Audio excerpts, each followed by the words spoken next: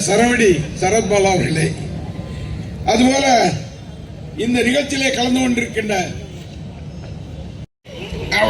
விஜய் வாழ்க விஜய் வாழ்க என்று போர் கொடி தூக்கிய என் சகோதரன் டிவிக்கே தொடங்குவதற்கு முன்னிலிருந்து சொன்னால் மதசார்பற்ற கூட்டணி என்பது கூட்டணி திராவிட முன்னேற்ற கழகம், மார்க்சிஸ்ட் கம்யூனிஸ்ட், இந்திய கம்யூனிஸ்ட், விடுதலை சிறுத்தை, அதுபோல இந்திய தேசிய காங்கிரஸ், மனிதநேய மக்கள் கட்சி, மதிமுக, இந்திய யூனியன் முஸ்லீம் லீக், அத்தனை கட்சிகளும் சேர்ந்து போட்டிட்டாங்க. காங்கிரஸ்ல ஒரு 5 பேர் ஜெயிச்சான். எப்படி ஜெயிச்சான்? 5 பேர் ஜெயிச்சான். எத்தனை பேர்? 27 வேட்பாளர் நிறுத்தி 5 பேர் ஜெயிச்சான். இன்னைக்கு நம்ம அந்த நடிகரை பற்றி பேசுறதை விட இந்த துரோகிகளாக சென்றிருக்கின்ற காங்கிரஸ்காரர்களை நாம் எண்ணி பார்க்க வேண்டாமா? குறிப்பாக சொல்ல வேண்டும் என்று சொன்னால், எங்க தலைவர் ராகுல் காந்தியை கட்டி அணைச்சி பிரதர் அப்படின்னு சொன்ன போய் எவனும் சொல்லாம எந்த மாநிலத்திலும் சொல்லாதவர்களே அடுத்த பிரதமர் ராகுல் காந்தி தான் என்று உன்னை சொன்னார, அதை மறந்துட்டியா? நீ கோயம்புத்தூர்ல ஓடி வந்து அல்வாவா ஸ்வீட்டா அல்வா வாங்கிட்டு வந்து எங்க தலைவருக்கு அல்வா கொடுத்து கட்டி பிடிச்ச, அதை மறந்துட்டியா? ஆனா துரோகி பயிர்களா காங்கிரஸ்காரங்களா, ஜெயிச்சு 5 பேரும் உடனே அங்க ஓடி இருக்கிற உங்கள் வாய் துரோகி நாட்டில் உண்டா? இன்னைக்கு ராகுல் காந்தி அவர்கள் நான் அடுத்த பிரதமராக வருவேன் என்று சொன்னால் எப்படி வருவார்? எப்படி வருவார்? இவங்க எல்லாம் என்ன நினைக்கிறாங்க தெரியும்? மத அடிப்படையில் எப்படியாவது வேஷம் போட்டு இங்க தமிழ்நாட்டில் பாராளுமன்ற உறுப்பினர் தேர்ந்தெடுத்துடலாங்கிற கனவு காண்கின்ற வகையிலே ராகுல் காந்தி இருக்கின்றார் என்று சொன்னால், ராகுல் காந்தி அவர்களே, தமிழ்நாடு மக்கள் உங்கள் மூஞ்சிலே கருப்பை பூசுவார்களை தவிர எந்த ஒரு வெற்றியும் நீங்கள் பெற முடியாது.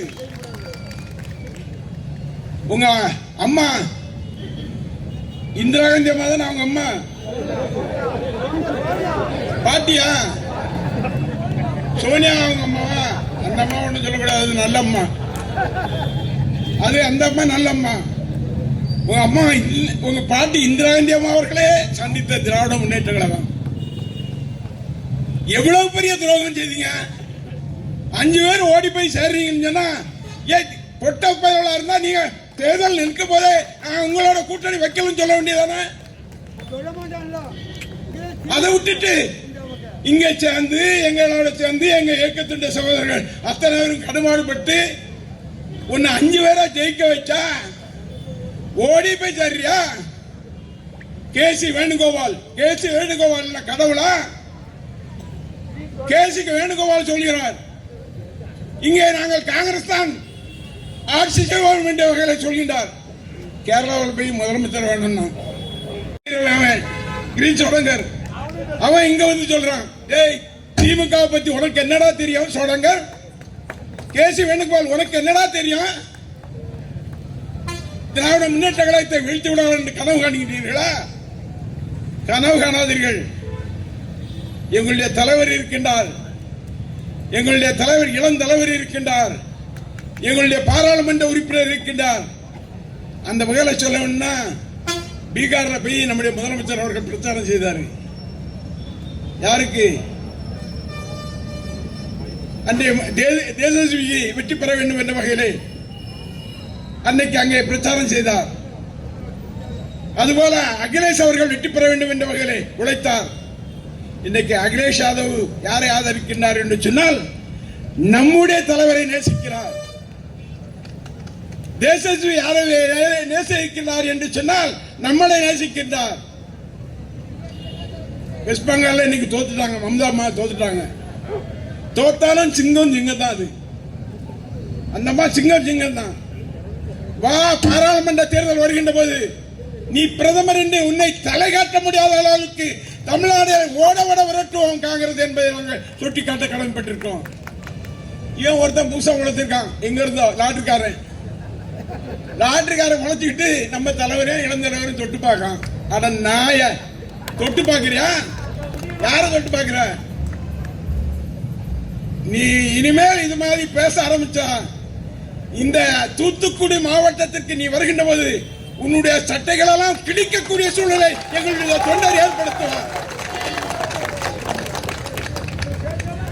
பேசு, அரசியல் பேசு, அரசியலை செய்ய. எங்களை குறை சொல்லு. நாங்க 1000 கொடுத்தோம் மகளிர் உரிமை தொகை, நாங்க 2000 தருவோம்னு சொன்னோம். நீ 2500 தர்றேன்னு சொன்னா அதை கொடு. இதை விட்டுட்டு எங்க தலைவரையும் இளந்தலைவரையும் தொட்டு பார்க்கிறாராம். என்ன தொட்டு பார்க்க? ஒரு காலமும் தொட்டு பார்க்க முடியாது. இன்றைக்கு நினைக்கின்றாய், பல்வேறு திட்டங்களை தீட்டி இருக்கின்றாய். பாராளுமன்றத்தில் எப்படியும் வந்து விடலாம் என்று கனவு காணுகின்றாய். பாராளுமன்றம் அல்ல, நகராட்சி தேர்தலில் கூட நீ வர முடியாது. இன்னைக்கு சொல்றான் திருச்சியில இடைத்தேர்தல் வருது. திருச்சியில இடைத்தேர்தல் வருகின்றது சொன்னால் நாங்க எங்க மாவட்டத்திலிருந்து தீர்மானம் போட்டிருக்கோம். எங்க மாவட்ட கழகத்திலிருந்து தீர்மானம் போட்டிருக்கின்றோம். எங்களுடைய கழக தலைவராக இருக்கின்ற நாங்கள் உயிராக நேசிக்கின்ற எங்களுடைய தலைவர் தளபதி தான் நாங்கள் போட்டியிட வேண்டும் என்ற தீர்மானத்தை போட்டிருக்கின்றோம். எங்களுடைய தளபதி போட்டியிட்டார் என்று சொன்னால் இங்க தூத்துக்குடியிலிருந்து ஊர்வலமாக சென்று 5000 பேர் மொத்தமா போவோம் அங்க திருச்சிக்கு. நீ யாரு வேணாலும் வா, எவன் வேணாலும் வந்து போட்டு பார்ப்போம். உன்னை 1 லட்சம் வாக்கு வித்தியாசத்தில் நாங்கள் வெற்றி பெறுவதற்கான நிலைகளை உருவாக்குவோம். 4 மாசம் நடக்க போகுது.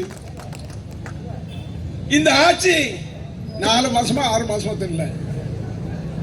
எப்படியாவது திமுகவை விழித்து விடார் என்று கனவு காணுகின்றார்.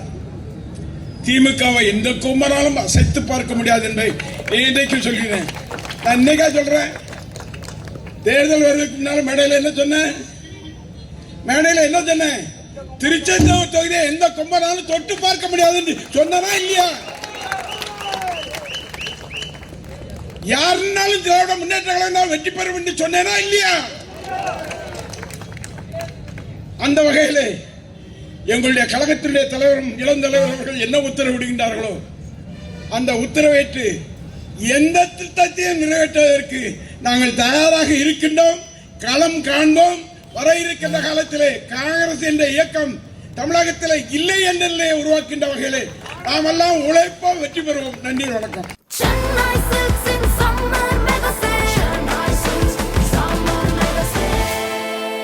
The Chennai Silks in Mega Summer Sale.